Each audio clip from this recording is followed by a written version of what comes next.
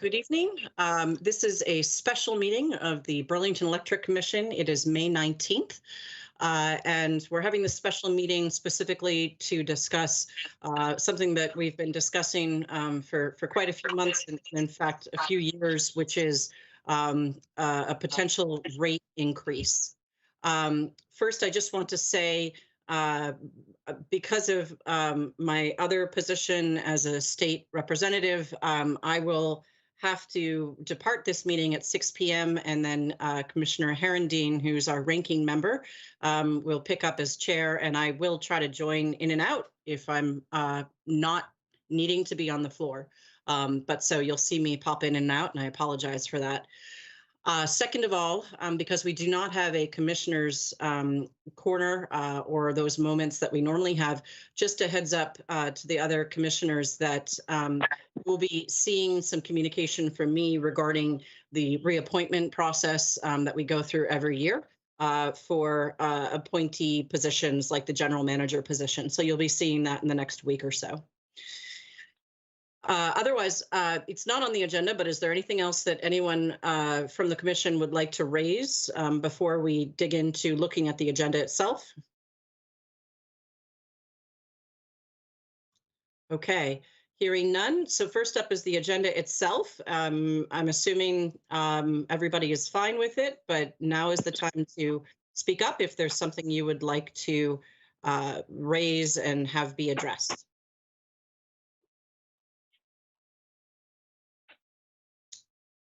Okay, hearing none. Next, we will move on to the public forum.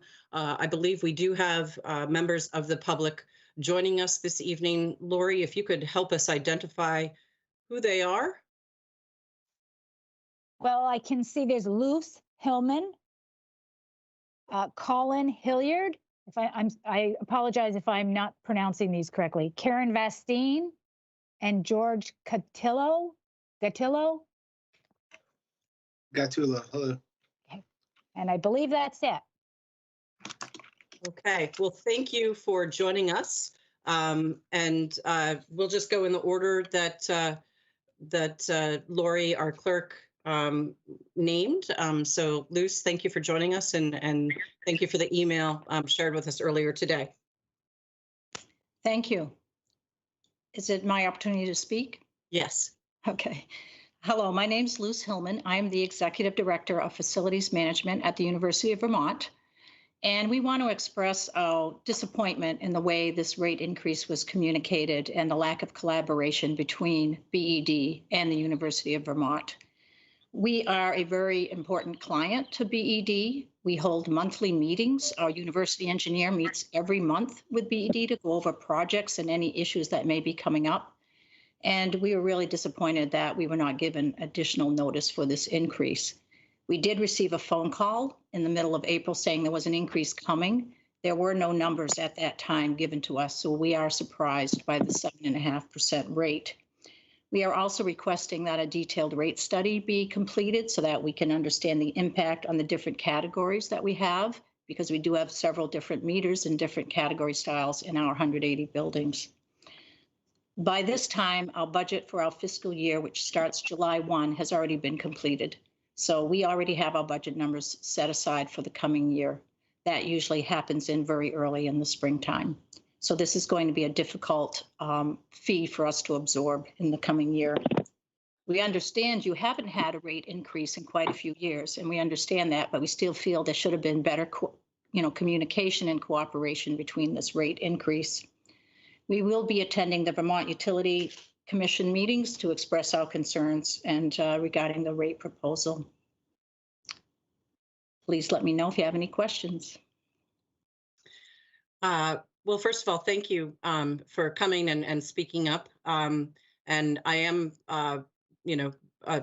sorry for the perspective and the experience that you're expressing.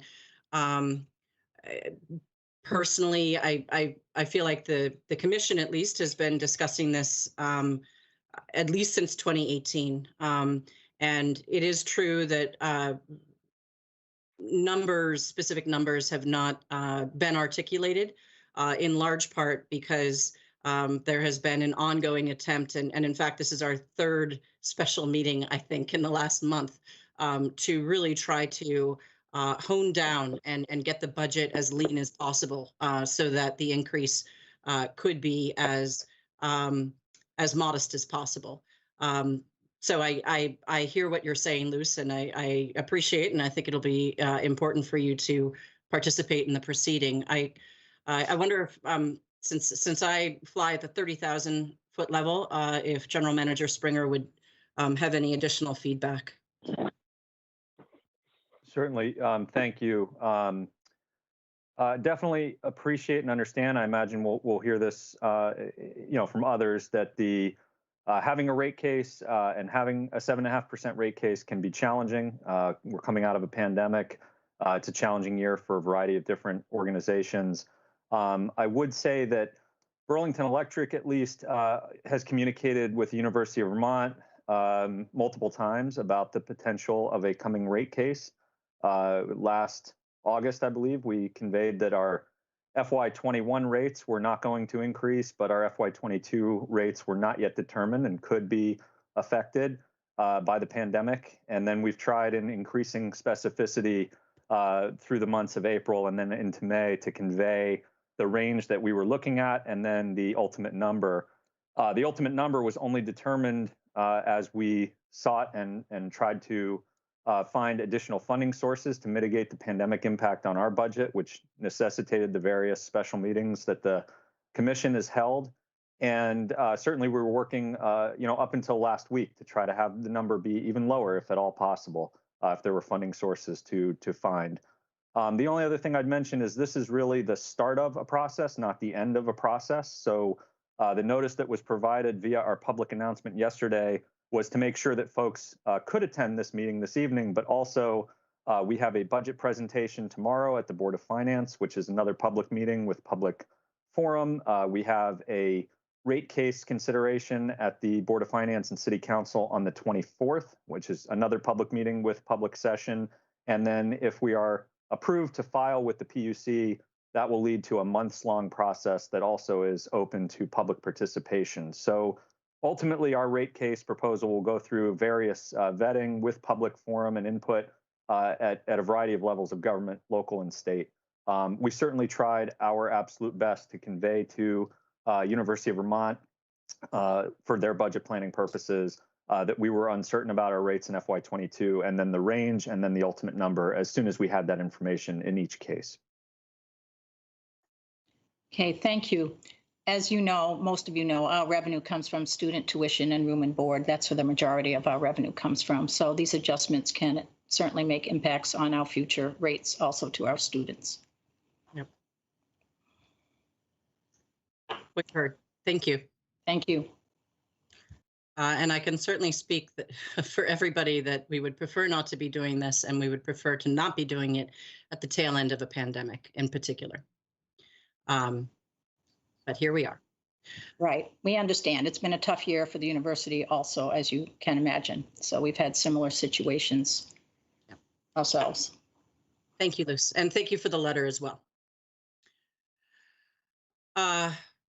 If I may, I'd like to go to the next person here as the public speaker. Lori, if you could help me, I only see phone numbers. Okay, we have Colin. Is he available to speak? Colin. I am here. I'm not Colin. I'm Kelly Devine, Executive Director of the Burlington Business Association. Colin is a staff member of mine. Can you guys hear me? Yes, we can. And thank you for joining us. Thank you for having me. Thank you, first of all, Darren and the team at BED has been doing really great stuff for Burlington. I want to say, how much we appreciate sort of your work on climate change and, just really being forward in the community and trying to make things overall better. I do understand, I actually worked in the electric utility industry for a few years, and I do understand that rate increases are necessary, and we haven't had one for a while. But I am deeply, deeply concerned for both all of our small businesses and our property owners about this coming off a pandemic. The fact of the matter is that, and I don't know if you guys are aware of this, but many of our commercial property owners this last year basically gave their tenants a pass on rent during the pandemic and collected no money while they were continuing to pay the electric bills and the water bills and the property taxes, et cetera. And I know you guys postponed this rate increase last year. I think the real concern that I have is it's one thing for a rate increase to come during a time of pandemic, which is unfortunate. It's also unfortunate for a rate increase coming at a time where we need to rebuild our economy. We don't know if people are going to come back to office spaces. We don't know if people are going to come back to our downtown to eat and go to stores. You know, the increase in online shopping last year was tremendous.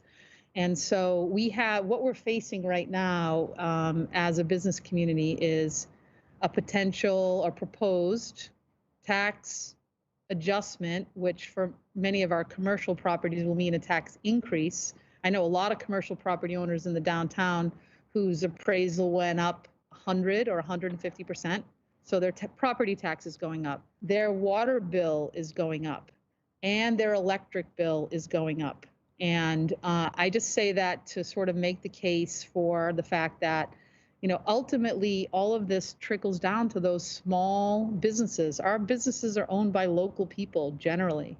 And, you know, our rents are not inexpensive and people just barely hung on in the last year. In addition, we have a real challenge when it comes to safety and security downtown. So I really just found out about this a couple of days ago. It was difficult to get the information on the rate increase, but I'm glad I did. And I want to just make that case that while there's no question in my mind that Darren and his team have done an amazing job to calculate why this is necessary for BED, it is just coming at a really challenging time. And, you know, I heard you mention that, you know, commercial properties, or I heard in the press release that commercial properties didn't pay, you know, you didn't have as much income coming in from commercial properties because they were shut down. Well, we're not sure if all those commercial customers are even going to come back to their office space. We don't know how much vacancy we're going to have in our downtown. I've heard dates like July 31st, September 30th. I kind of see this as, is this going to give them a reason to delay opening, to have people do remote work? I mean, read in the news today that Google has told all of their employees you can come to work or not. Offices are going to get smaller. So, you know, I always, my economic 101 always says, why are you going up on your price when your sales are low? It's usually when you offer a discount. So we really are all in this together, and it's a very, very tough lift. I also work with our institutions, and bringing UVM back with students in full force, bringing the hospital back in full force, those are keystones to our economy. But I'm really here to speak about all those small business owners that I know are waking up every day right now and saying, can I make it to September? And if a landlord gets a rent increase, the tenant does. That's the way it goes. It's called a triple net, and it's passed through. So just want to implore your commission to think about where we are and how tough this has been, and to finally say, Darren, to you and the team, if there's any way that I can help to find some other funds to meet this gap, count me in, because I'm there with you. Thanks.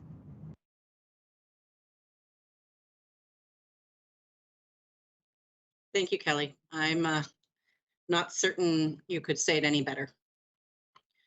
General Manager Springer.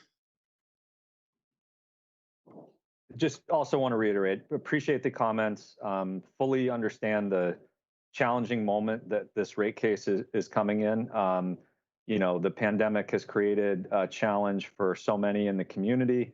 And, you know, we've tried to explore every option to mitigate the rate increase for precisely the reasons that you've laid out, Kelly. So really appreciate that. Certainly, I think BED had sought various federal and other relief programs. We were unfortunately not eligible for things like the Paycheck Protection Program, which could have largely replaced the lost sales revenue that we are going to outline in the presentation this evening. So, we remain open to opportunities for funding to help mitigate this, and we remained open all the way through last week. We were just at the point in our budget process where we couldn't wait any further and had exhausted all the options that we were aware of to look for relief funds that could have helped to mitigate this. So glad to discuss further at any time if there are opportunities that we've missed, and just appreciate the comments and the perspective that you've offered. And Lori, if you could. We have a Mr. Gattulo. Please feel free to speak and introduce yourself. Hi, I'm George Gattulo. I'm the Director of Facilities Management at the hospital. I think our primary thing is we would like more time to analyze what this is doing, but it was a bit of a surprise to us, and the cost is going to be significant to the hospital. As you know, we're a not-for-profit organization that's trying to provide care to the community. I don't have a lot to say this time because we'd like to analyze it further, but I think we are definitely taken aback by this.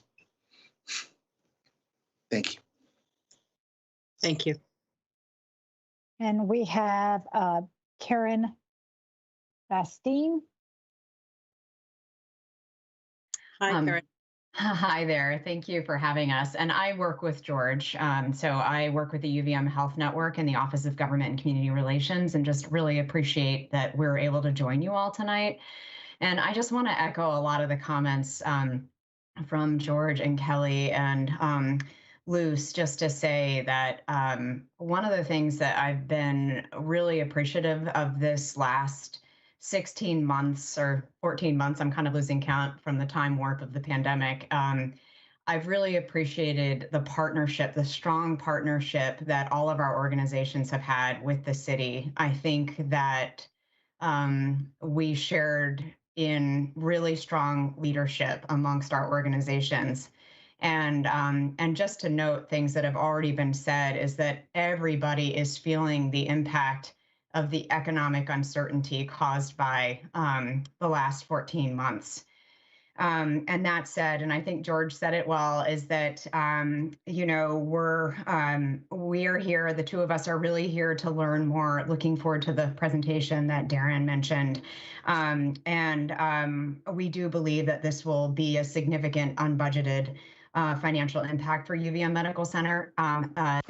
We have appreciated the heads ups that Darren gave to us just to let us know that there would be something coming. But I don't know that we had anticipated that it would be this high of a rate increase. And I think we too, along with Kelly, and I think Luce agreed as well, is that, if there's any way that we can find to keep us all a little bit more whole, whether it's other funding resources or what have you, we're here to partner with you on that. Thank you. I suspect we will certainly be looking for more opportunities and for wherever else we may find support. Not knowing where that may come at this time, obviously we'll just have to keep connected. Okay, thank you. Lori, I don't believe there's anybody else from the public. No, that covers it. Yep. Okay. Thank you all for coming. Please feel free to stay and know that this is going to be an ongoing conversation. So we'll shift over to agenda item number 3. This is fiscal year 2022 draft budget. This is a discussion and vote. And this is Darren and Emily. And just a note that, I'll be stepping off of this at about 5:59, and then Commissioner Herendeen, as the ranking member, will pick up as chair, and I will try to join in as much as possible. Excellent. Thank you very much. I would plan to go through some slides at this point that really cover the budget as well as the rate case, if that's okay. Knowing those are both distinct items on the agenda, I think it's the two are inevitably tied together. Darren, I'm sorry to yes. interrupt, but the budget we're going to go through assumes the rate hike. That's So, correct. So to what degree, based on the thinking we're hearing here, is the rate hike not certain? Well, I'll walk through the slides, which kind of indicate what the budget is, even with the rate increase, and what the rate case, necessity is. And then the commission has both items as separate items, but I feel like to present on one, I should present on both, essentially, and then give you the chance to consider them distinctly. Okay, thank you. I will share my screen if that's okay. Yeah, and just as a note to your question, Bob, recall that the last few special sessions we've looked at, $1, $2, $3 million less in terms of cash on hand. So you could keep that in mind if this potential draft budget, if the rate case was not approved, then we would be back to some of those previous budgets that we looked at over the last 2 to 3 Wednesdays. Can folks see my screen here? Yes. Okay, excellent. Okay, this is a presentation that we'll also be making tomorrow evening to the Board of Finance. Starting right here with, sorry. Couldn't tell if there was a question. Okay. Starting right here with one of the most acute impacts from the pandemic, and this number actually has increased, I believe, by a couple 100,000 even since we put this slide together. But sales to customers are over 2.1 million now, lower since the start of the pandemic compared to the budgets that we put together in FY20 and FY21. And obviously, as you can see, we've had declining sales over the few years even prior to the pandemic, in part because we had some delayed project additions.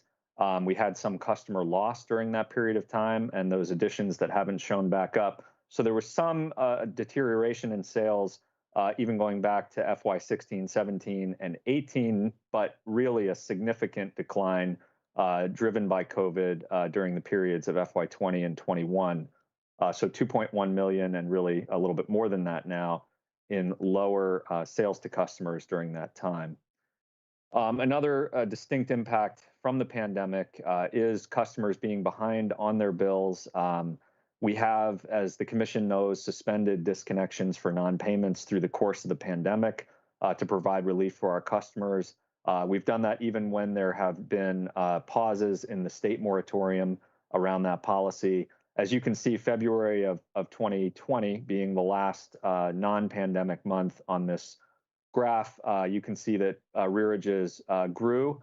They declined a bit in December and January as the VCAP state assistance program provided some relief to customers who were eligible, but they've continued to grow and are currently over 1.3 million as of the end of April. And that means less cash on hand for Burlington Electric, which affects not only our operating cash, but also certainly our ratings metrics as well.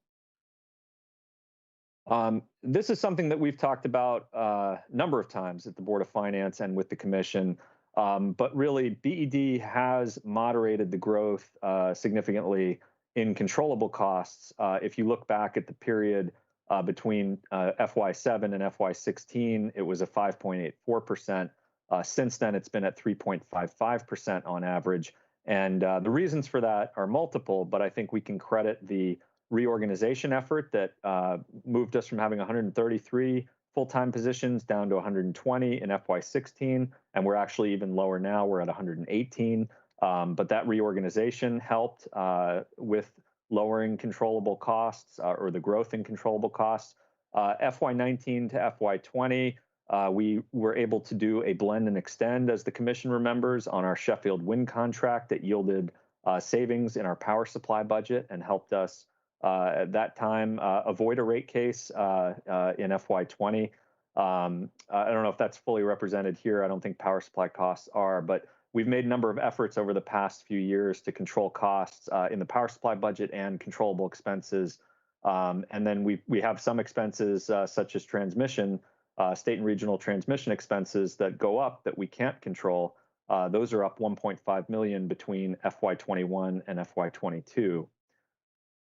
Here is the kind of some of the basic statistics on the FY22 budget, some of the assumptions. We're starting FY22 approximately 5 million lower in cash on hand due to the COVID impacts. I detailed the arrearage impacts and the sales impacts. Customer capital projects is another impact where in a typical year, we see $1 million or more in contributions to capital projects from customers who have BED staff doing work to facilitate improvements. That essentially went away during the pandemic and is part of that $5 million figure. You can see operating revenues assumed for FY22. That includes the rate change of 7.5% is assumed in the operating revenues. You can see we are experiencing continued COVID impacts on sales. We're assuming some moderate continued impacts during the course of FY22. We don't think it's prudent or supported by data to assume a normal budget year in FY22 relative to sales. And I think the comments from Kelly Devine bear that out. There's uncertainty in the commercial sector in particular. So we can't assume that sales will be back at pre-COVID levels. We are seeing some increased rec sale revenue that's part of that operating revenue. But as you can see, operating expenses, even with the rate change, are still higher than operating revenues. We have the transmission expenses that I mentioned up 1.5 million in 22 compared to 21. This operating expense figure is including the more than 1 million in pension liability that we had previously not had budgeted and assumed in our operating expenses is now assumed in the FY22 budget, as we've discussed with the commission. We also have done some work to better forecast our allocation of labor for capital projects. We think that in FY21 or 20, we've maybe overassumed the allocation of labor to capital. We've done some work to make that more accurate in FY22. That does contribute to that operating expense figure. We also are seeing increased depreciation expenses. It's been about 10 years since we undertook some of the ARA projects to install advanced meters, and some of those assets are seeing depreciation that's contributing to the increased depreciation in FY22. Our net income is projected at 808,000, which would be 1.1 million lower than the projected or the budgeted net income in FY21. We don't expect to reach the budgeted net income in FY21, but as the commission may recall, we had a budgeted net income of about 1.9 million for FY21. Net income, even after the rate change, would be 808,000. So this would still be a very lean year with very little cushion for us relative to net income. Further assumptions within the budget. This budget does assume that we would receive 1.3 million in ARPA funds from the city to support arrearage assistance and other pandemic relief efforts within BED. So this budget is already assuming that we would receive that. That's in the mayor's recommended budget memo to the Board of Finance and City Council. That will require further action from the City Council before that's final. But we've included it in the budget because it's an assumption in the mayor's budget memo. As we've discussed, we are supporting for the first time an energy assistance program for low-income residential customers in FY22 with one-time funding that would offset exactly the rate increase for those customers, with eligibility to be determined by their being currently enrolled in the State Fuel Assistance Program, which is at 185% of the federal poverty level or below. That's the eligibility for that program. And over the long run, starting perhaps in FY23, we hope to have a low-income rate implemented that would provide a discounted electricity rate to low-income customers for the future. But in FY22, the Energy Assistance Program would provide that support. Our capital budget, net of customer contributions, is at $7.9 million, which is the same as FY21. This does assume that we would put forward and receive approval for a net zero energy revenue bond later in 2021 to help fund some of the capital projects this year and then further projects over the coming years. The net zero energy revenue bond is an opportunity to mitigate some of the upward pressure that we might otherwise feel on rates over the next few years, and it's a mitigation measure that we intend to bring forward later in the summer and fall for consideration and ultimately consideration by the voters. Our rating factor metrics, the Commission's very familiar with these. Moody's looks at them based on a 3-year average. You can see the benchmarks for the A rating, which we currently have. 90 days or more cash on hand. The FY22 budget, even with the rate case and all of the different assumptions we've made, would land us at 97 days cash on hand. So we exceed the A rating metric, but we're not at the 3-year average that we've been able to maintain of 113 days. We know that the adjusted debt service coverage ratio has deteriorated over the last several years as sales have declined. The 3-year average is 1.02 if you include FY22. The FY22 budget's slightly ahead of that 3-year average, but not near the 1.5 that we really need to be at in the long run to maintain the A rating. And the debt service coverage ratio, which is required to be at 1.25 for our bonds, is well above that at 4.45. So we're in a reasonably good position there. Further detail on the capital budget. You can see that the 22 budget and 21 budget nearly identical. The 22 budget capital investment equates to roughly 10% of the net utility plant and service. So we're making a reasonable effort to invest in our system. Again, it includes the net zero revenue bond assumption, and it includes funding our IT forward projects, critical projects that we need to update our IT systems and technology systems, meter to cash systems that are in many cases end of life. It funds the maintenance of our generation and distribution systems, funds our Velco equity investment that is supporting with dividends our net income figure. And it would fund with a state grant assistance a first electric bucket truck for our line crew, which actually will help us replace a planned line crew truck that needed replacement at a lower cost and make it electric. So that's a win-win with the state grant funding for that. Importantly, given that it's going to be a lean year and a challenging year in FY22, we are continuing to make important investments in our net zero energy mission on behalf of the city. We will continue to be 100% renewable again in FY22. The green stimulus programs will continue through calendar year 2021, and we'll look at options for how those could continue with support from our energy efficiency program in 2022. We have the funding set aside for district energy phase 3 work, which is currently ongoing, feasibility, development, engineering work. We'll continue to fund rebates for customers for electrification and energy efficiency. We actually have a sustainability position that's been open in our organization for a few years that can be funded in large part through the energy efficiency program, which, as the Commission knows, is a separate charge on the bill. And so that funding can support filling that position without having a significant impact on our general operating budget, and a variety of other programs here that would help advance the net zero energy mission would continue in FY22. That's the budget presentation. I want to spend a few minutes with the Commission talking through the rate case. Our team has put together some slides that I think are helpful for contextualizing the rate case.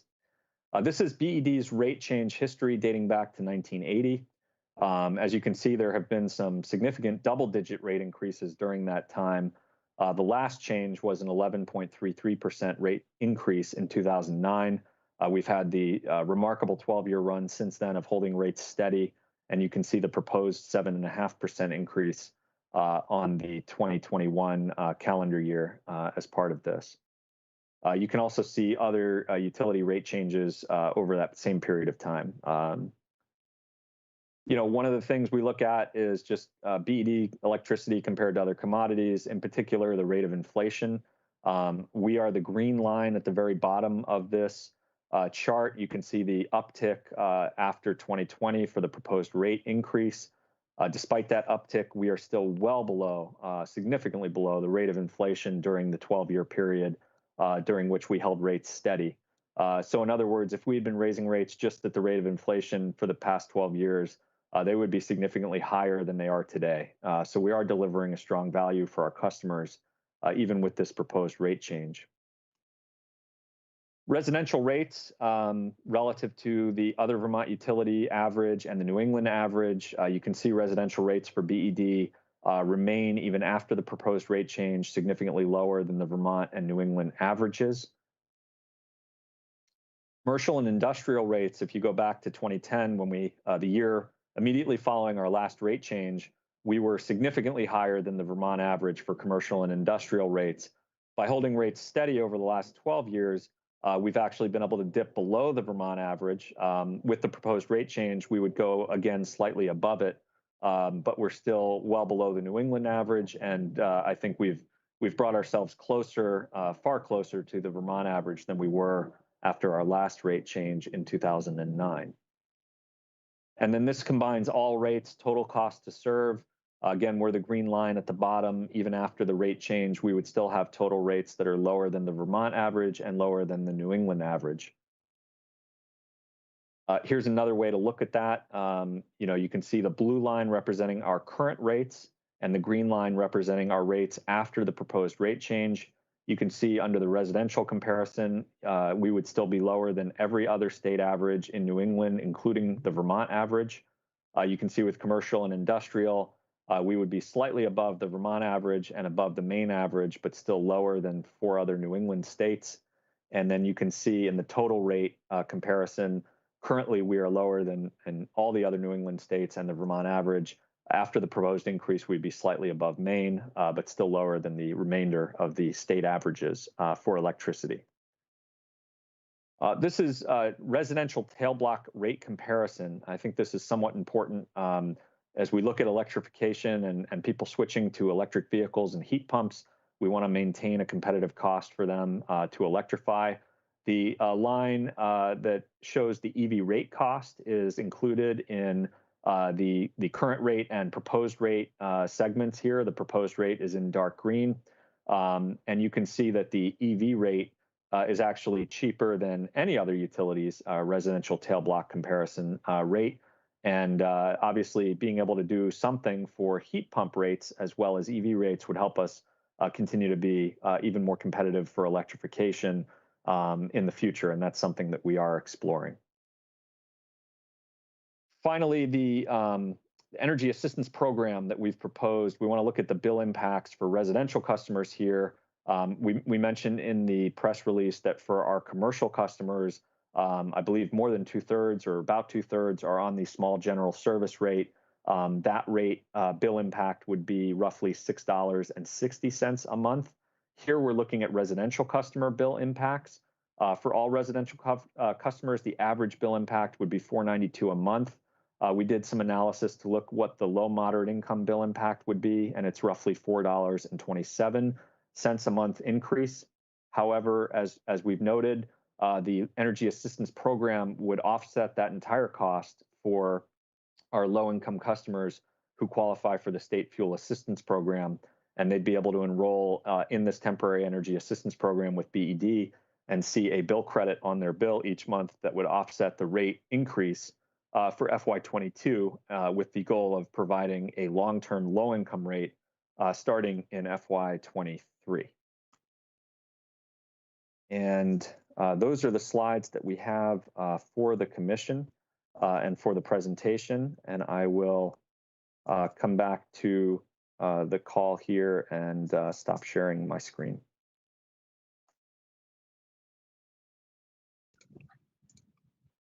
Let's see, am I now sharing? Sounds like it. I believe so. Okay. Well, questions?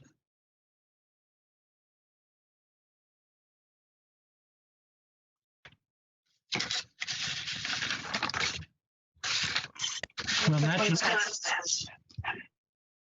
well, just a moment. Luce is raising her hand. Yes, I have a question for Darren. Darren, when you are looking. Just a moment, please. Okay. We can ask the public to participate in the discussion. That's okay with me if you're brief, but it's it's only by permission. You have permission. Thank you. Just a quick question for Darren. When you talk about rates, does that include the franchise fees and the other fees? So for us, rates would be volumetric energy charges that would appear on the bill. The franchise fee, I believe, is a percentage fee that's based on the bill. So the franchise fee rate would not change, I don't believe, but your franchise fee payment could theoretically change if your bill was larger. And is that the same for the energy efficiency rate also? That's a percentage also, right, of your bill? Yeah, the energy efficiency rate is actually set. Hang on a second, James. The energy efficiency rate is set as a separate charge on the bill, and it would be unaffected by this rate change. It's a charge based on a separate proceeding, and it's based on your kilowatt hour usage. So it's not affected by the rate case in this instance. Okay, thank you. Commissioners, before I start in, well, Darren, your presentation is excellent and compelling. I did have a couple of questions. One thing that's driving this is our ratings metrics. And we've asked, previously, what does that get us? Gets us low interest on loans. Is there any way to put a number on that? Because we're making a lot of concessions to chasing that. Yeah, well, we do have a number in a way, because between the city and the BED ratings increases, we know that we're saving, as of 2019, more than $7 million for ratepayers in reduced interest rates since the efforts to improve the city's credit rating and BED's credit rating took effect in 2012. So the city financial health report from 2019 outlined a $7 million savings approximately for ratepayers at that point in time. But I would argue that the ratings metrics also are an indicator of financial health of our balance sheet. And we've looked to the 90 days cash on hand as being a prudent measure, not only for the ratings metric, but also just to ensure that we have enough cash to fund our operations if things go poorly, or if there's something unexpected, that we don't end up in a situation where we have to incur short-term borrowing at high interest rates in order to fund our operations, for example. And the adjusted debt ratio, which we've hovered below 1%, and this budget would move us above 1%, is really looking at our ability to pay for all of our operating expenses, to pay for our debts, and to still have a reasonable kind of operating balance sheet. So, we try to balance the Moody's factors. They don't drive every piece of every decision here, but we try to use them as a proxy for reasonable financial health. Okay, let me just ask about that 7 million figure. Was that a net present value, or was that an annual per year? That was a net present value of current and future savings as of 2019. Okay, but that's we've had this conversation before. We're talking about a couple of million deficit per year. And so it seems to me we should be comparing a per year figure for what we get from the improved ratings, rather than a sum over time, suitably discounted. So if you, you get my point.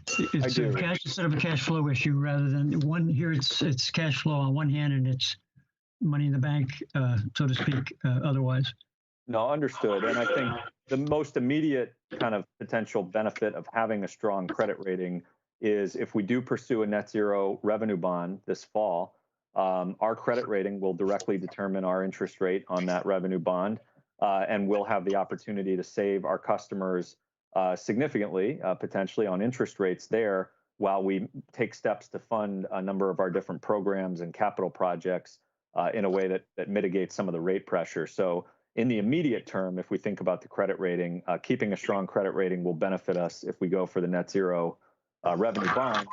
But there is some estimate of the savings. I take your point in terms of how you might compare it for budget purposes relative to the way the city presented it in the fiscal health report in 2019. Yeah. James?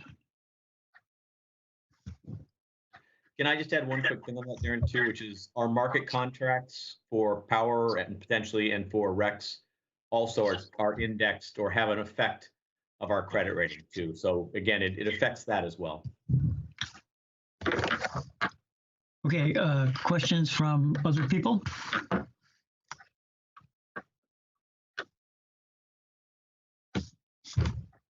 No, I don't have any. It was a good presentation. It's a tough decision. Well, okay, I have another question, which is this 30,000-foot view.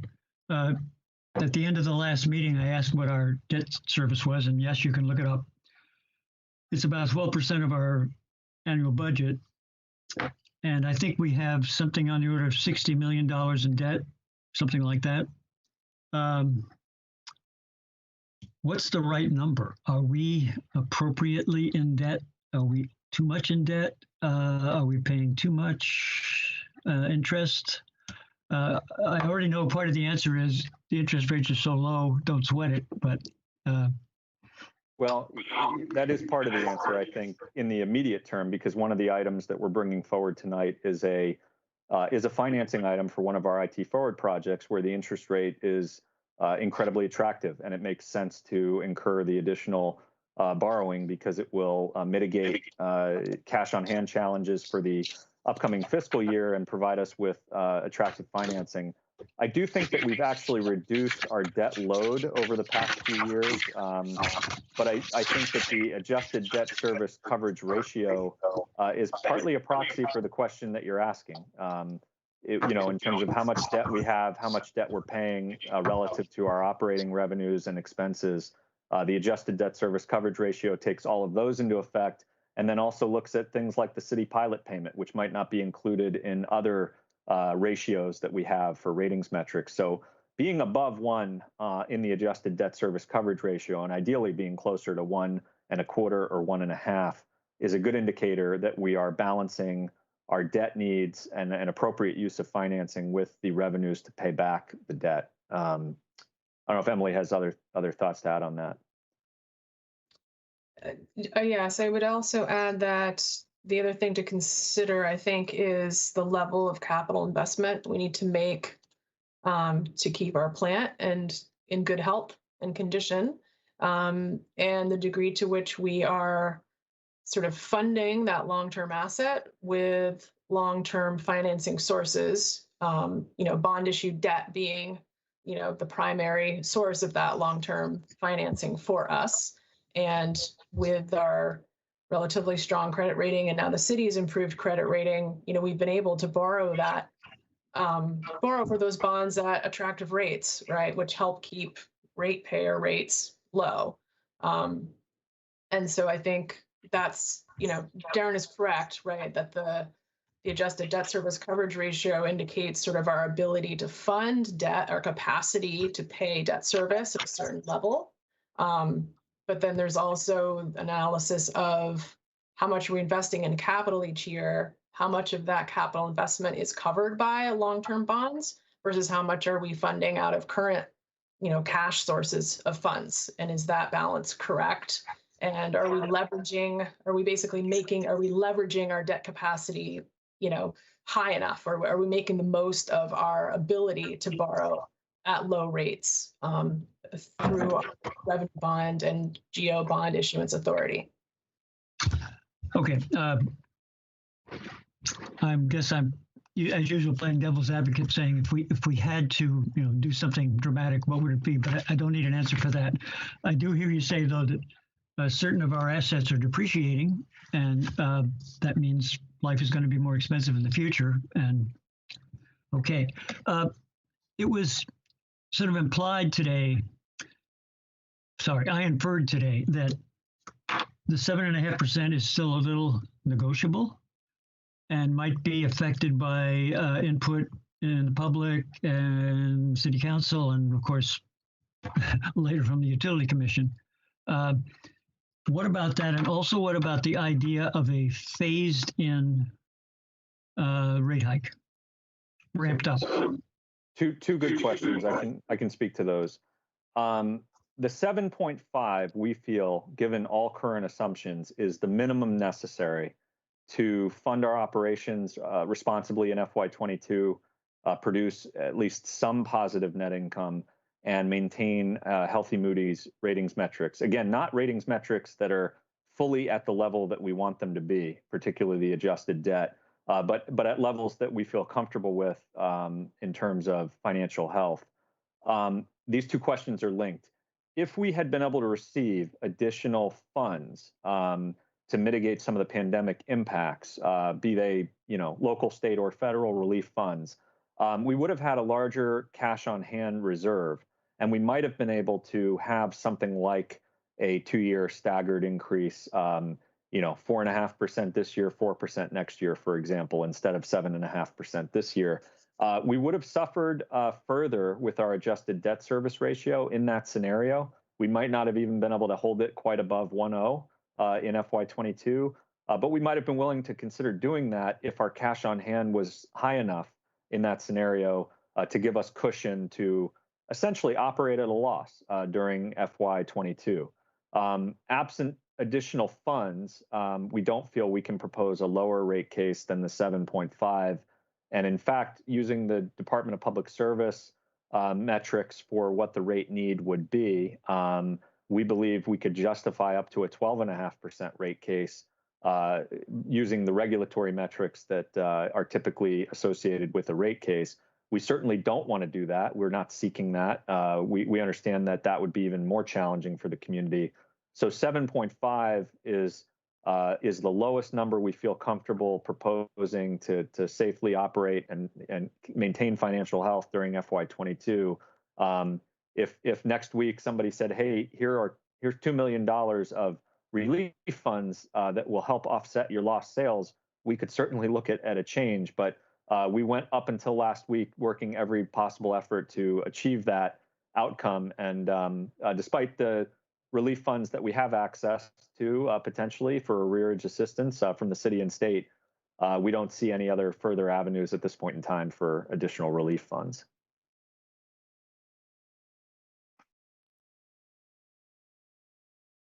Oh, I think you may be muted, Commissioner Herendeen. Yeah. Commissioners and folks from the public, last questions? Well, our task tonight is to vote on this issue. So I'm calling for a motion. Bob, this is Jim. I like to move to approve the fiscal year 2022 capital and operating budget as presented. Okay, one moment. Are we voting on that or on the rate hike? I know in order we're voting on the budget. Just voting on the budget right now, I'm assuming. Right. Okay. And the next vote will be for the rate case. Okay, then, sorry, are there any questions on the budget specifically? I don't. I think the presentation pretty much explained itself. The staff and Darren did a great job on it, as far as I'm concerned. Okay, I hear the motions. I'll second it. We're ready for a vote on the budget. Okay, Commissioner Shagnon? Aye. Commissioner Herendeen? Aye. Commissioner Stebbins, I believe she's on with the phone. Aye. Thank you. And Commissioner Whitaker? Aye. Thank you. Oh boy. All right, we have a second vote, which I guess we can move to right now, which is on the rate hike. Motion, please. Bob, this is Jim again. I move to recommend to the Board of Finance and City Council that authorization to pursue a rate increase with the PUC in the amount of 7.5% for services rendered beginning August 1st, 2021. Second. Commissioner Shagnon, Aye. Commissioner Herendeen, Aye. Commissioner Stebbins, Aye. Commissioner Whitaker. Aye. Thank you.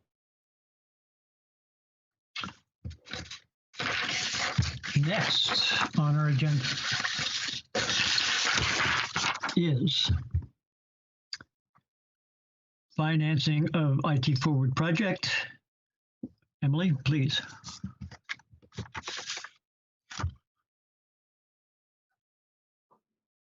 Thank you. So this is a new item that we've added to the agenda tonight. And we haven't discussed it before because the details of this I and the team were working on up until last week. But so this goes back to, you may recall, in the spring of 2019, then Finance Director Jim Reardon brought to the Commission and ultimately to the Board of Finance and City Council a proposal or term sheet to enter a lease purchase financing agreement with Key Government Finance Incorporated, which is a division of Key Bank. And the line of the financing line was intended to sort of provide additional cash in the short term to cover the IT Forward expenditures, which were going to be significant and sort of, unusual in our normal capital budgets, right? We have not, over the past, 10 or 15 years, had this level of anticipated expenditure, capital expenditure on IT systems. And Jim knew that these expenses were coming and explored this as a possible funding source to sort of smooth out the lumpiness in our capital expenditures through this period while we're implementing these new systems. So as we looked at the budget this year and the challenges we were facing with COVID and knowing that we were likely going to need a rate increase and ultimately did ask for one, I renewed sort of investigating this option for financing with KeyBank and with another firm. So we looked at two proposals. The KeyBank proposal is very attractive. So essentially what this will do is it will be a short-term note, a 48-month loan, essentially, to fund the meter data management system, which is the first of the four major IT Forward systems that we're implementing now. And it's they have offered us in the term sheet in the packet, you'll see a tax-exempt interest rate of 0.895%, so less than 0.1%, or sorry, less than 1% interest. Bob, you were ready to correct me. Thank you. I see you there. And so it's a very attractive rate, and this will allow us to bring in $800,000 in cash to pay for the implementation of the project and then pay it off at very low interest over the next 4 years. So if the commission approves this measure tonight, we would present it to the Board of Finance and City Council next Monday. And if authorized to proceed, KeyBank would complete their credit review of BED, and then we would proceed to final negotiation of final lease agreements with the support and guidance of the city attorney's office. Any questions? Question for Gabrielle. Are you back in, Gabrielle, or are you still a spectator? I am back in. The House is adjourned until 7:45 this evening. Okay, then here's the baton. We've got it. Thank you, Commissioner Herendeen. Sorry, I still seem to have another 30,000-foot view of this. This is a low interest deal. What makes it different from others, and does that make it even lower in interest because of that? In other words, why do this? To do this, I think it's to deal with or to mitigate anyway, the cash pinch that we're in from in large part because of COVID, as Darren articulated. And we have a considerable capital expense for this IT system that's not, unlike our distribution plan and generation plants where we sort of have an ongoing level of capital expenditure. The IT forward projects are of an unusual magnitude.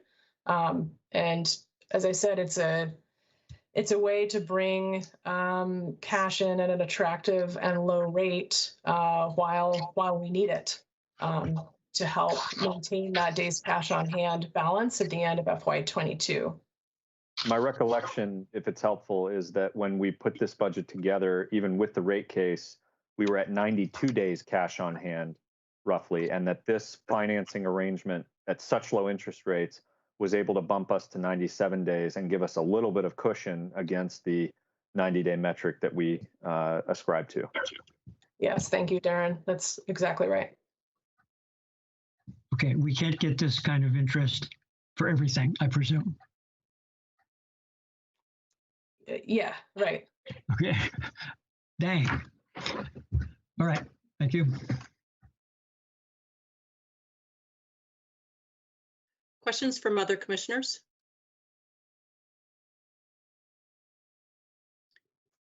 So I apologize. I literally joined in at the tail end of your presentation or discussion, Emily.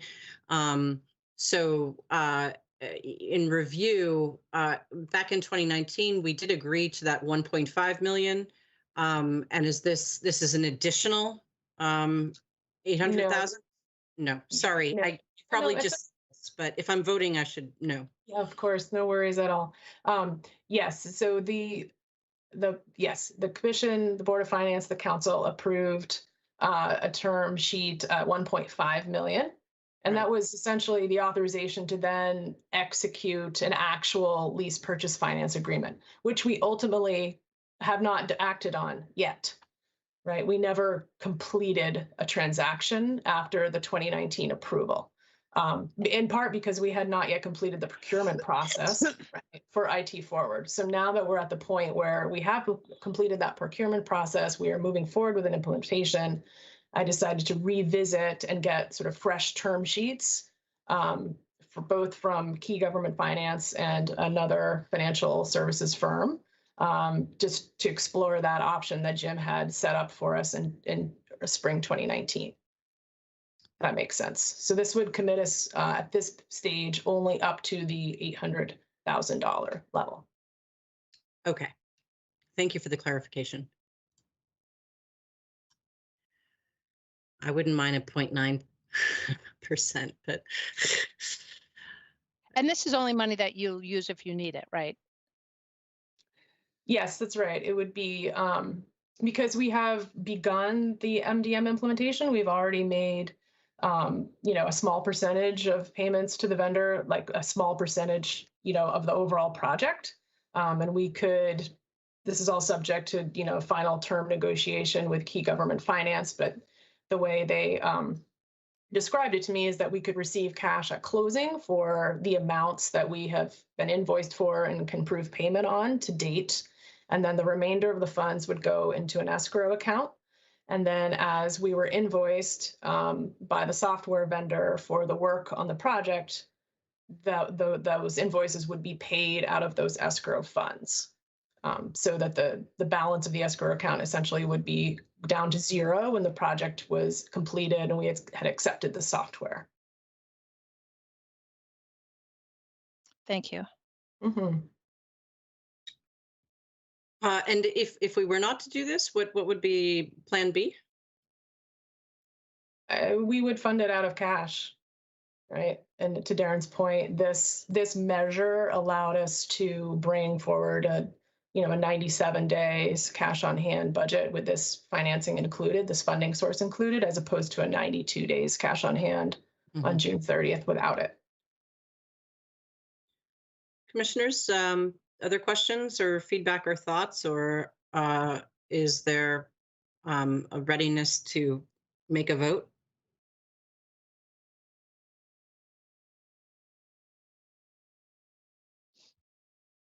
No, let's vote on it. So there was language within our memo document. Page 26.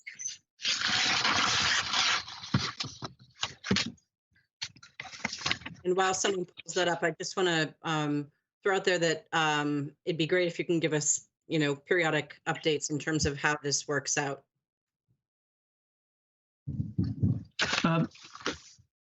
In response to your comment, just said, well, what can go wrong?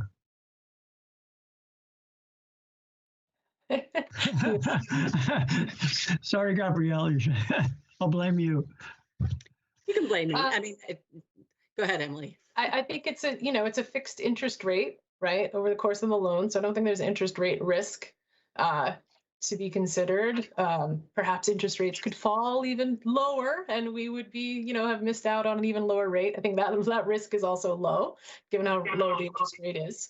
The project could be delayed, so we would not receive the cash, I suppose, within the time frame that we have budgeted for. That would be probably, of all the things that could go wrong, the most likely, just from a pure probability standpoint, given software implementations and that things, delays can happen. But the MDM the current schedule is to go live by late November, December timeframe. So even a 6-month delay, it would still be completed within FY22. So I feel like we have some cushion there.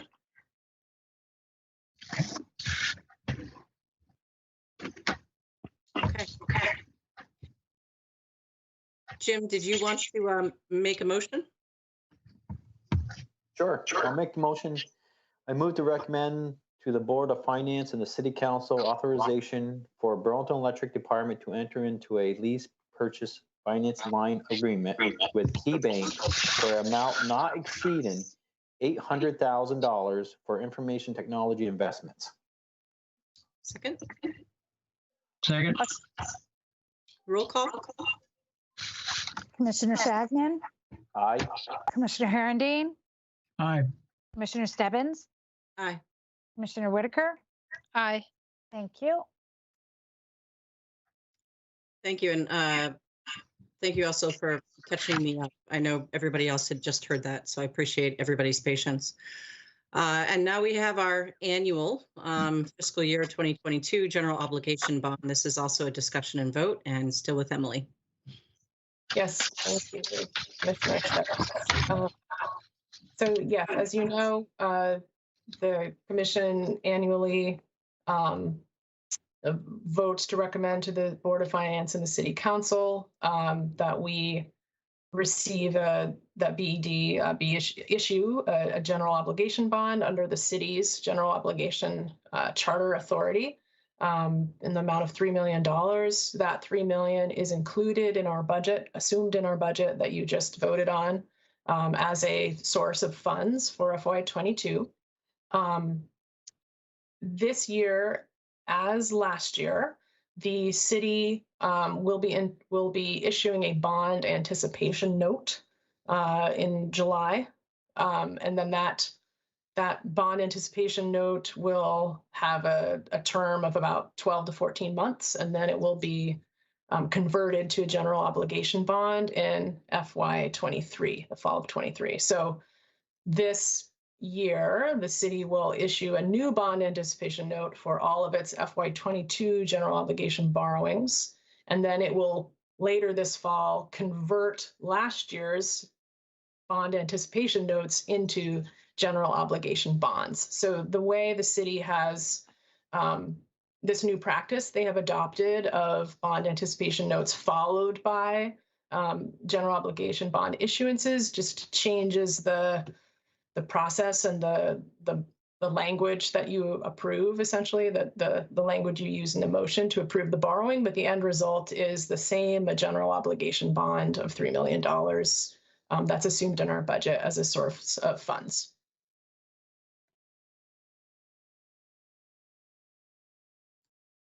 Thanks. Commissioners, questions, follow up?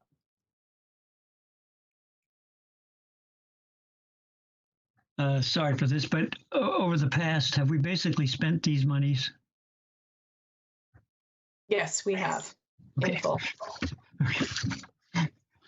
Yeah, this helps to pay for our, this year and last year, $7.9 million capital budget. Okay.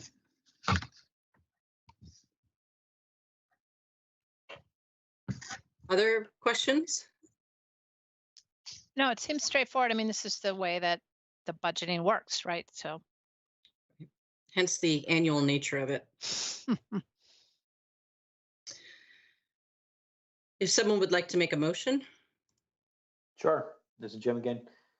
Make the motion. I move to recommend to the Board of Finance and the City Council the authorization for the Chief Administrative Officer to pledge the credit of the city by issuing a bond or bonds in the amount of $3 million for the year 2022 fiscal year for electrical capital improvements. Second. Roll call. Commissioner Shagnon, Aye. Commissioner Herendeen, Aye. Commissioner Stebbins, Aye. Commissioner Whitaker. aye. Thank you. Thank you. There's nothing else left on the agenda. If anyone has something that they would like to raise, we typically have a end of the agenda commissioners comment period. But if not, then we can have a motion to adjourn. Gabrielle, I just want to say thank you to Darren and the staff. I think they did a really great job on this. I think, they definitely spent a lot of time on this with us and themselves. And like I said, I just want to say thank you to them. We definitely don't want a rate increase. Nobody does. And we'd like to go 12 years without one again, but we know that's not going to happen. But I really think they did a great job on this. So thank you to them. Thank you, Commissioner Shagnon. I certainly echo that comment. And yeah, I just really appreciate all of you guys working the extra hours and also really appreciate the other commissioners for repeatedly showing up for these extra Wednesday special meetings. I think it's important for us to, keep waving the flag and keep the communication going and keep sharpening the pencil as many times as possible. So. Sorry. Just like to thank the commission as well for all of your effort, all the meetings, and all the digging in with us on this budget. It's been an extraordinary budget period, a challenging one. A rate case is never a welcome development, and we appreciate your diligence and ultimately your support in recommending the rate case to the City Council. Okay, and let me say that thanks to my hard copy, this is the most complete, as far as I know, packet ever on a budget. And it's all in there. And it's impressive and actually useful if you go through it, which I more or less did. Quick question on arrearages. I think at the end you said we're hoping we're going to get $1.5 million to cover them. If that weren't to happen, do we end up typically eating those? Well, there are a couple sources of potential arrearage assistance funding for FY22. There are some state programs. There's the VRAP program, which supports renters at certain income levels with some level of utility arrearage assistance. There's an expected second round of state assistance along the lines of the VCAP program that we had for residential and commercial customers. And we expect, if the City Council acts on the mayor's recommendation, that there would be a $1.3 million in pandemic relief and arrearage assistance funds available through the city ARPA funds. Our hope is that those collective sources will help all of our customers catch up on their bills before we would begin disconnection for non-payment again at some point, presumably in FY22. But to answer your question, yes, if absent those sources of funding, we would not have a great argument to keep those arrearages on our books. They would probably be written off in some way, shape, or form, in large part at the end of FY21. Because of those arrearage assistance resources, we can make a good case to keep those balances on the books live for FY22 in order to be able to cover them with arrearage assistance. Okay, thanks.